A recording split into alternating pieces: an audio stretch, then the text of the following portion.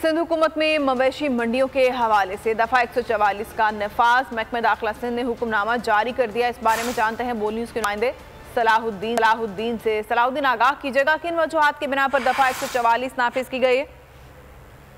सिंध हुकूमत की जानिब से जो है वो मवेशी मंडियों के हवाले से दफ़ा 144 नाफिज कर दी गई है और इस हवाले से महकमा दाखिला सिंध ने हुक्मनामा भी जारी किया है, क्योंकि शहर के अंदर मुख्तलिफ इलाकों में जो है वो गैर कानूनी मवेशी मंडियां लग जाती थी।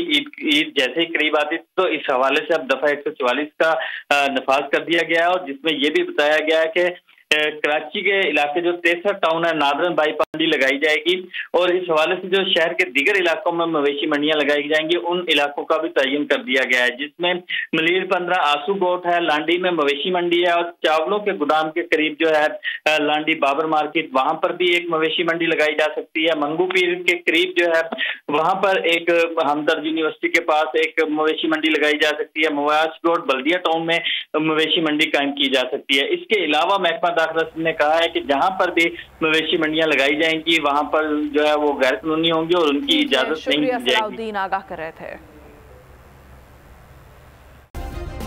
सब्सक्राइब करें और बेल दबाएं ताकि कोई खबर रह न जाए।